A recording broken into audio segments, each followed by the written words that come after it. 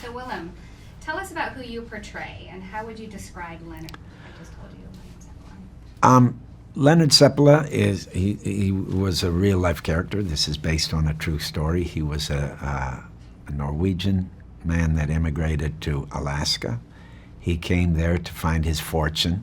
That didn't really work out. So then he started running a dog sled. He learned how to drive dog team and did a postal route. So that's really how he started. And then he would competitively race because he was an athlete, and he was known as a good dog sled guy. So at one point, there's a diphtheria outbreak in Nome, and an antitoxin, which is very far away, has to be retrieved in order to cure the sick people in Nome. And there's no way to get to it except for by dog sled, because open air cockpit won't work. The train doesn't go. It can't reach them. So he makes this heroic trip to get the antitoxin and bring it to Nome. He ended up doing 260 miles of a 600-mile loop. He was eventually relieved by a relay of like 20 dog teams that on the average did 31 miles. He did 260 in the middle of a huge storm. So he was a man that was very tenacious, sort of laconic, but he has this relationship with his wife, a very strong-willed and smart Belgian woman, and beautiful. Yeah, don't get me started. And he learns a lot from her, and she's very central to the story in the respect that he could be a closed, rigid person probably all his life and may not even be able to open his heart to this dog that becomes a really essential part of his life. But through her belief, through her wisdom about this dog, about reading that dog, he comes to a new understanding. Perfect. And what attracted you to the role? You never know what a role is until you get there, but you can look at a script and you say, do I want to do these things? Is this interesting to me? Do I have to learn something? Do I have to discover something? Will I have a chance to discover something? That's what I see. The scenes were well written. The adventure aspect, the fact that I was going to be mushing, driving these dog teams in this very beautiful landscape under really tough conditions, that seemed like a challenge, and that's sort of the centerpiece of the action of the story. So there were many pleasures. And Julianne, who do you portray, and what role does she play in making of this hero dog?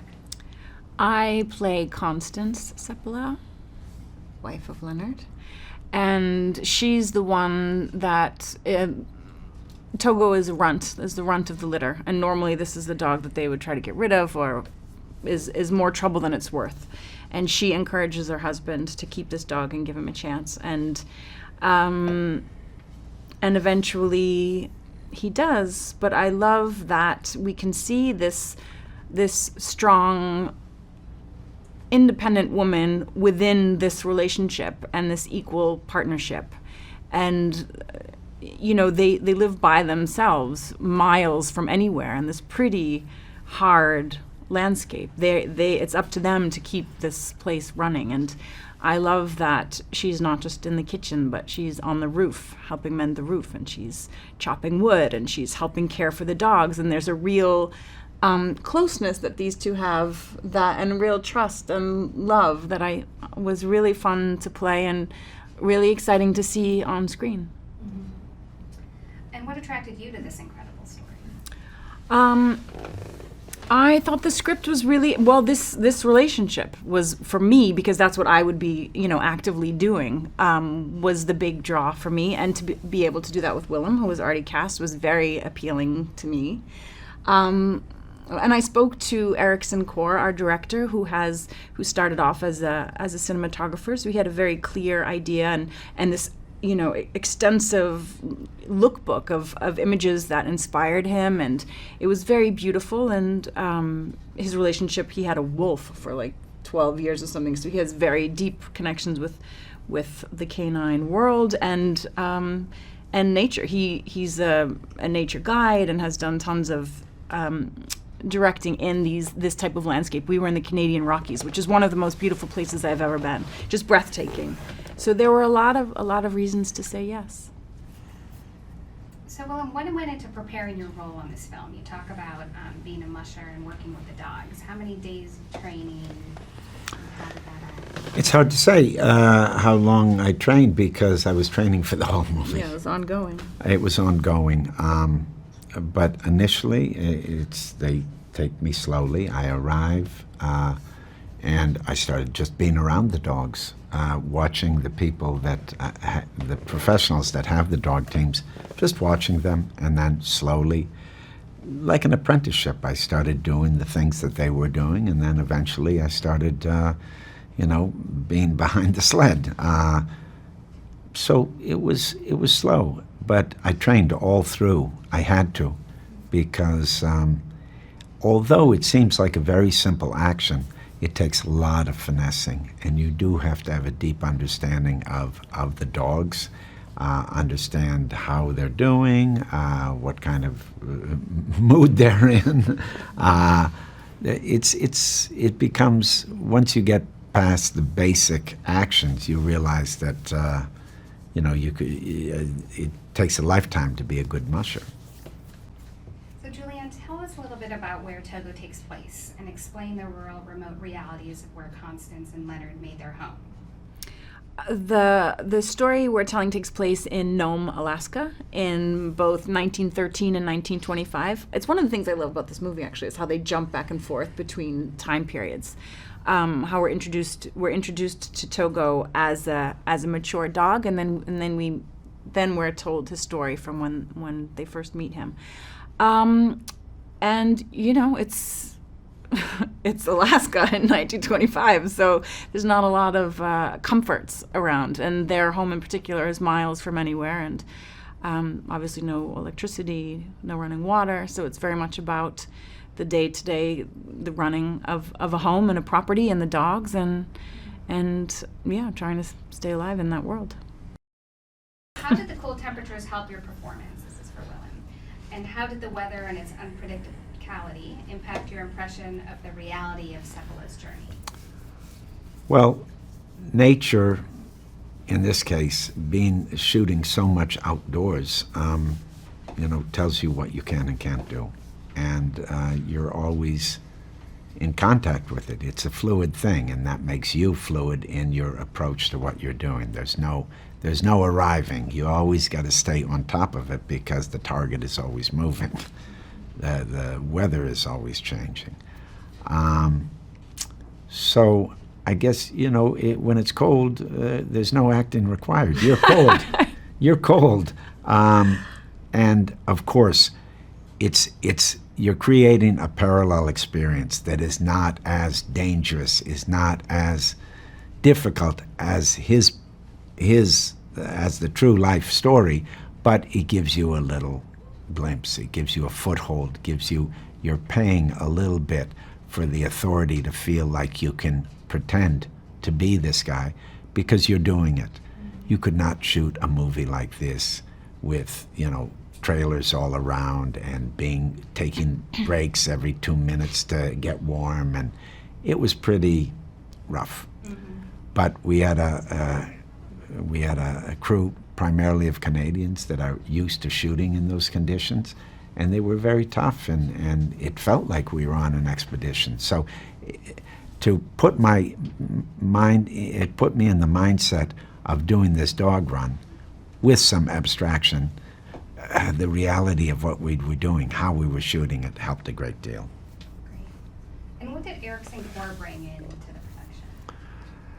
Many things.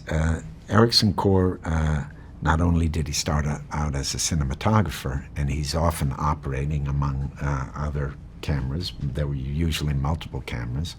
But he has a great love for animals. He has a great love for nature. And he deeply felt for the story. He pitched me the story even before I read the script, and it's almost like I didn't have to read the script because he told me the events that were happening, and I just knew his deep connection to the material. And through him, I wanted to know what he knew. I wanted to inhabit what he wanted to express. And that's a good place to be when you feel that passion, when you feel that connection, when you feel that special information, and then you're going towards it. And Julianne, tell us a little bit about the costuming that went in for this film. The incredible parkas created that looked like real fur. Wendy Partridge was our costume designer, and she was just a genius with what she was able to make. Specifically, I mean, she did so much research on the period and the different, types of people, what they would be wearing. And those fur coats in particular, she had to create, they're all fake fur, so she had to create, because she didn't want each of them to look the same. They couldn't, so she created a fake seal one, I don't know what all the animals were, but basically she had to pull all these different faux furs to create ones that looked like real things. And so much so that, I don't even know if you can see it in the movie, but for her it was important that the framing of the hood are two paws like this, and she showed us pictures of those, and so she has fake, I don't know what kind of animal, paws. They were so beautiful, and the attention to detail. And it was so exciting the first time I put one on, and then she brought me into her workroom because there were like 9 ladies in there, like busting their fingers. They had to make 100 of these for Willem and I and for background, and a lot of it is hand stitched. I think her care and passion and craft and artistry was just impeccable. Incredible.